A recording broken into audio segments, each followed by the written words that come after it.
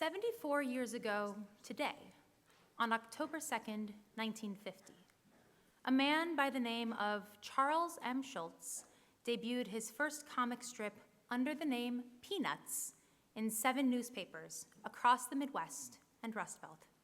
In this introductory 4-panel cartoon, the now beloved Charlie Brown comes strolling by. Shermie remarks to Patty, sitting beside him, "Well, here comes good old Charlie Brown. Good old Charlie Brown, yes, sir. Good old Charlie Brown. How I hate him." This first strip could not better describe Charlie Brown and his world. Charlie Brown, as he evolved over the 50-year run of the comic, is notoriously down on his luck. He is unable to fly a kite. He cannot win a baseball game. And he, of course, cannot kick a football without it being ripped out from underneath him, causing him to fall every single time. He is not well liked, and he is much more acquainted with failure than success. One may describe him as an unconfident, nervous, lovable loser. Good grief. Charlie Brown is about 8 years old. He is a child who is frequently suffering at the hands of bullying and cruelty, even and especially from those whom he loves the most. His parents are largely absent, as are all the parents in the Peanuts universe, leaving him to fend for himself rather unsuccessfully. Charlie Brown fails and falls over and over again, and we, the audience, all laugh. In a song from the Broadway musical You're a Good Man, Charlie Brown, the various Peanuts characters remark about Charlie Brown. "The only thing wrong with my big brother Charlie Brown is his lack of confidence, his inferiority, his clumsiness, his stupidity. Did you know that Charlie Brown has never pitched a winning baseball game, never been able to keep a kite in the air, never won a game of checkers, and never successfully punted a football? Sometimes I marvel at his consistency." Now, Charlie Brown has what you call a failure face, lioness. Notice how it has failure written all over it. Study it carefully. You rarely see such a good example. And after all of this, his peers remark that Charlie Brown is a good man. "You have humility, nobility, and a sense of honor that is very rare indeed."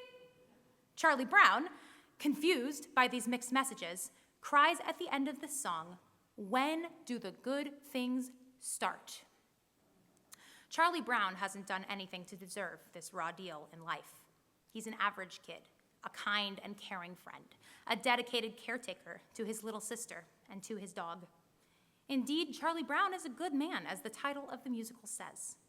So why do people treat him so horribly? What has he, an 8-year-old child with good intentions, done to deserve this? Why do bad things happen to Charlie Brown? We could ask this question of any innocent person who experiences pain and suffering in their lives. This phenomenon, of course, is not uncommon.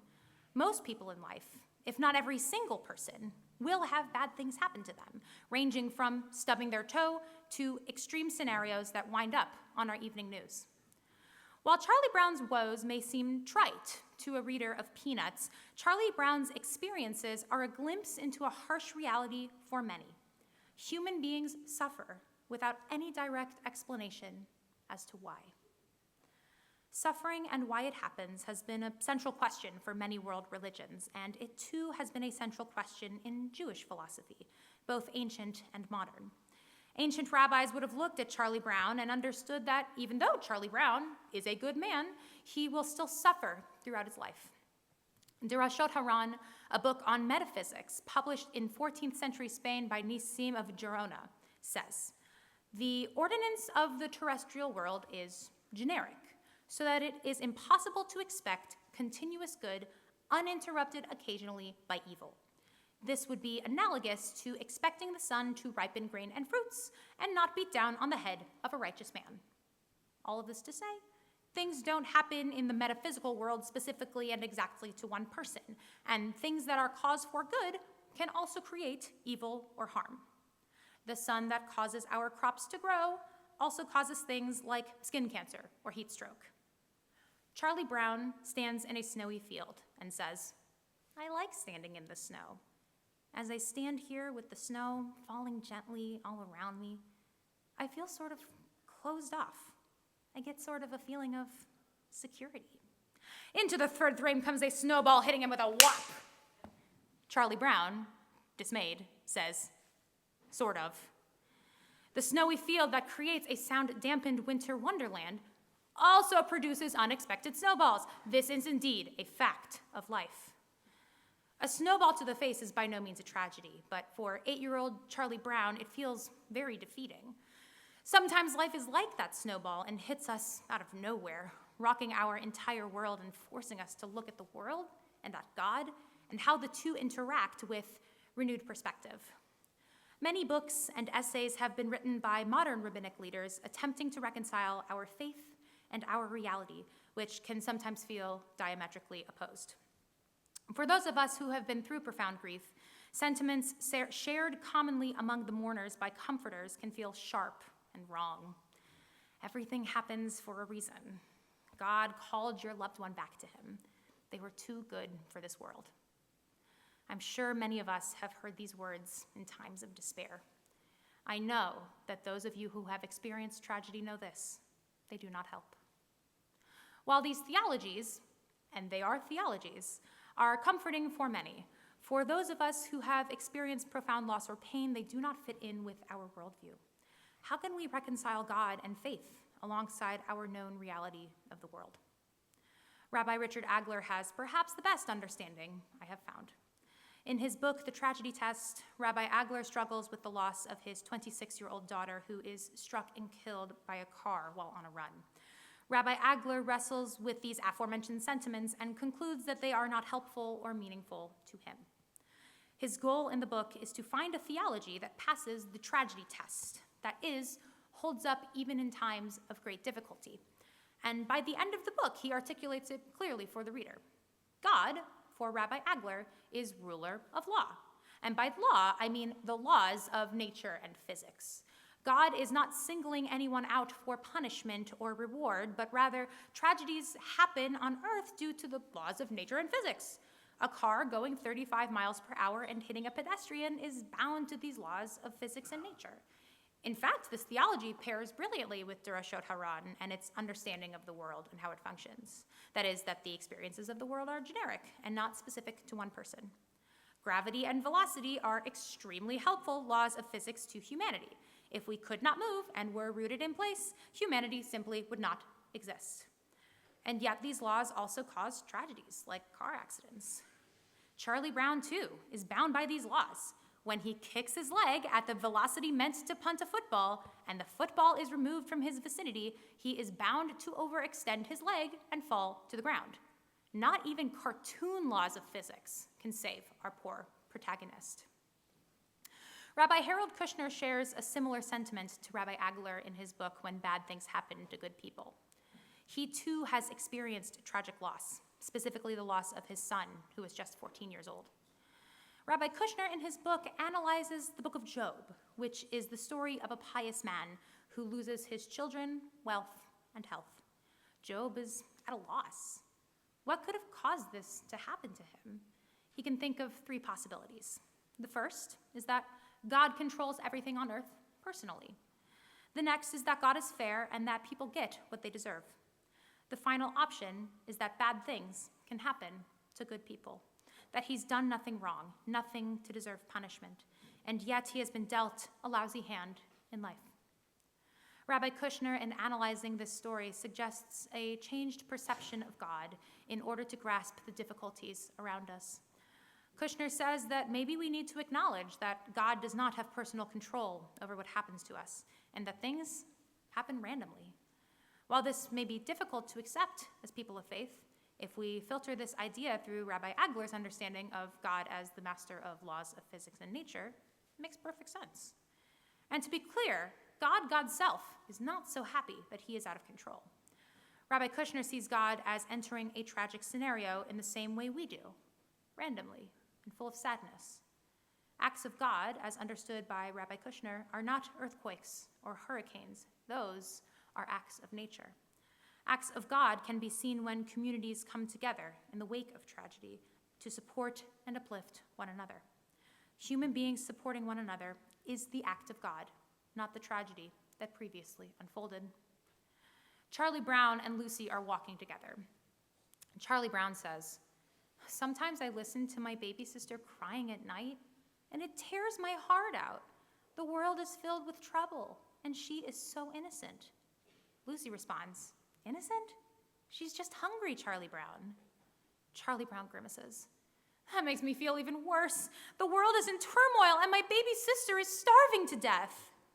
Lucy responds, "Oh, good grief." Lucy in this comic is attempting to comfort Charlie Brown, who hilariously misinterprets her kindness as certain doom for his baby sister.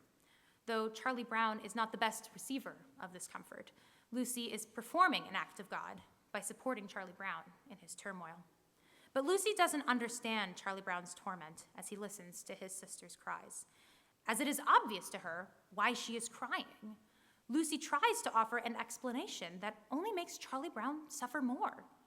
And indeed, this is true for many of us who try to offer support through explanation to those who have experienced immense suffering.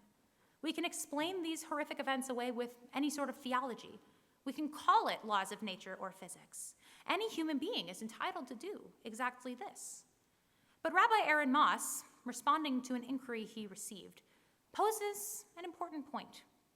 Someone asked Rabbi Moss why bad things happen to good people. "Why is this so unfair? And please don't tell me we can't understand God's ways. I am sick of hearing that. I want an explanation." Rabbi Moss responds, "Are you sure you want an explanation? Do you really want to know why the innocent suffer? You are much better off with the question than the answer." He thinks about what would happen if we found the answer, and he concludes that if this question was answered, we would be able to make peace with the suffering of innocent people.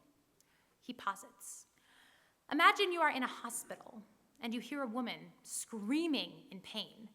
Outside her room, her family is standing around chatting, all smiling and happy. You scream at them, 'What's wrong with you? Can't you hear how much pain she is in?' They answer, 'This is the delivery ward. She's having a baby. Of course we're happy.' When you are given an explanation to suffering," Rabbi Moss says, "pain doesn't seem so bad anymore. We could rationalize any suffering, which is inexcusable. Charlie Brown knows that we cannot rationalize suffering. His baby sister is crying, and that is worth his anguish. Even when Lucy gives an answer as to why she is suffering, it is not good enough for him. For Charlie Brown, big brother extraordinaire, his baby sister should not have to suffer at all." Charlie Brown sees suffering, both his own and of the world, and decides that things need to change. He doesn't want an explanation or a rationalization as to why things are bad for him, for his baby sister, or for anyone else he may encounter. He knows that bad things will happen, and he wants to ease any suffering that he or his loved ones may experience. Rabbi Herschel Jaffe took a page right out of Charlie Brown's newspaper. In his book, Why Me, Why Anyone, Rabbi Jaffe wrestles with a devastating bout of hairy cell leukemia, a newly discovered and especially deadly form of cancer when this book was published in the 1980s. Rabbi Jaffe was a healthy man in his 40s, even known as the running rabbi for his completion of marathons. The book contains diary entries from his time in treatment, and in it he wrestled with what he believed to be the conflicting realities of being a devout and caring rabbi who dedicated his life to service while maintaining peak physical health and a disease that is rapidly depleting him and preventing him from his holy duties. The tone of the book shifts dramatically. As it begins, it's full of self-pity and upset at his unfortunate lot in life. He doesn't understand why he or anyone has to suffer in this way, as alluded to in the title of the book, Why Me, Why Anyone? But by the end, even as his remission fails and he is in a cancer ward in Chicago, there is an undercurrent of a surprising feeling: gratitude. He speaks about how grateful he is for his wife, who has helped with this entire ordeal.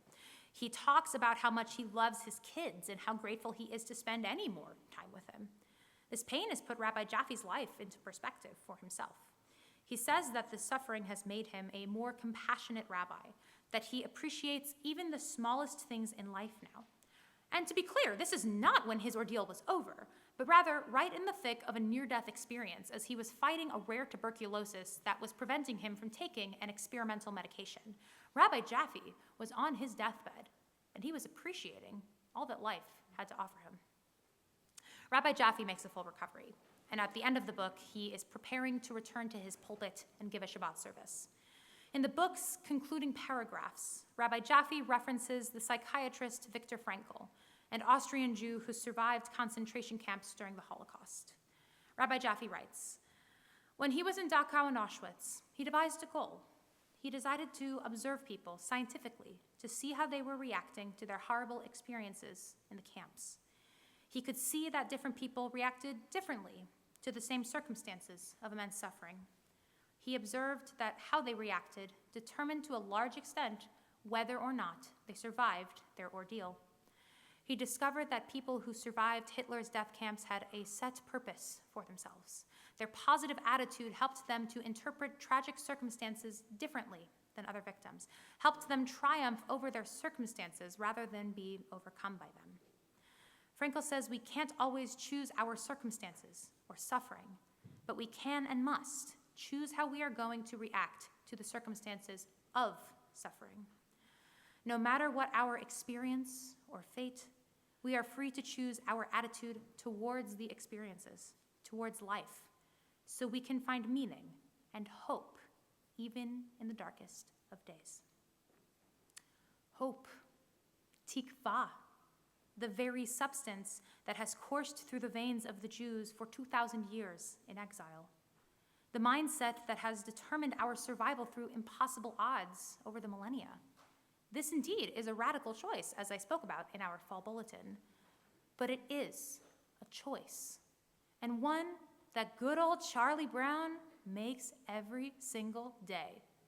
How would you feel if every single time you attempted to punt a football, it was taken away and you fell? Over the course of the Peanuts franchise, this happened to Charlie Brown 37 times in the comics, 11 times in animated specials, and 4 times in television episodes. Perhaps if this was you or I, we would have given up and never tried again. But Charlie Brown, be it in regards to a football or kite flying or baseball, never gives up. He is aware of his unfortunate circumstances and yet is determined to try again. The reason Charlie Brown isn't consumed by his bad luck is his undercurrent of resilience and hope that guides him through each troubled day. When we ask the question of why bad things happen to Charlie Brown, an innocent, lovable loser, or to any good person we love who has experienced difficulty or tragedy, I believe we are asking the wrong question. So let's look at what we know. We know from our study of the 14th century work Derashot Haran that heavenly forces are generic. We've learned Rabbi Agler's theology of God as master of laws of physics and nature, and know that God is not coming after any particular person. We know from Rabbi Kushner that acts of God are humanity coming together, not of disaster. We know that suffering is inexcusable, regardless of reason or rationale, from Rabbi Moss, reframing what question exactly we should be asking. And we know from Rabbi Jaffe that perhaps the best thing we can do in times of immense suffering is to appreciate what we have and be hopeful for the future, rather than just dwelling on our difficult circumstances. Is this easy? Absolutely not. But it is a choice we have the power to make. So, why do bad things happen to Charlie Brown? It is because bad things will happen to every single one of us. The reason we love Charlie Brown so much is that even in his moments of despair, laying on the ground, having been knocked over by a snowball or a baseball, or the sheer force of a kick with no recipient, Charlie Brown makes a radical, shocking, and very Jewish choice. He gets back up, hopes for the best, and tries again. Shana Tova.